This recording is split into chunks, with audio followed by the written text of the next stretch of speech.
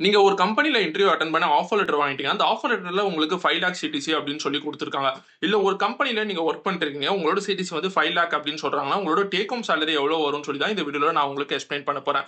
5 lock அப்படின்னு சொல்றது வந்து இயர்லி சிடிசி. அத வந்து ஃபர்ஸ்ட் எடுத்தோனே நீங்க மந்த்லி சிடிசியா கன்வெர்ட் பண்ணணும். அதுக்கு நீங்க என்ன பண்ணணும்னு சொல்லி பார்த்தீங்கன்னா, 5 லாக் டிவைடட் பை 12. 12 சொல்றது 12 மாசம். இஸ் ஈக்குவல் டூ 41,660 ரூபீஸ் வந்து உங்களோட மந்த்லி சிடிசியா வந்துரும். அதுக்கப்புறம் எம்ப்ளாயர் பிஎஃப் கான்ட்ரிபியூஷன் அப்படின்னு சொல்லுவாங்க. அதாவது கம்பெனி சைட்ல இருந்து பிஎஃப்க்கு கான்ட்ரிபியூட் பண்றது அதையும் வந்து உங்களோட சிட்டிஸ்ல தான் காட்டுவாங்க. அது வந்து ஒரு 1800 rupees which is maximum amount நான் போட்டிருக்கேன். அதுக்கப்புறம் எம்ப்ளாயி பிஎஃப் கான்ட்ரிபியூஷன் அது வந்து உங்கள்ட்ட இருந்து புடிச்சு கம்பெனி வந்து உங்க மூலியமா பிஎஃப்க்கு கான்ட்ரிபியூட் பண்ணுவாங்க. அதுவும் ஒரு 1800 ரூபீஸ் நான் போட்டிருக்கேன். அதுக்கப்புறம் ப்ரொஃபஷனல் டாக்ஸ் மாசம் மாசம் 200 ரூபீஸ் பிடிப்பாங்க. இல்ல 6 மந்த்ஸ் ஒன்ஸ் வந்து 1200 ரூபீஸா பிடிப்பாங்க. நான் மந்த்லி ப்ரொஃபஷனல் டாக்ஸ் போட்டிருக்கேன். அதனால ஒரு 200 ரூபீஸ் போட்டிருக்கேன்.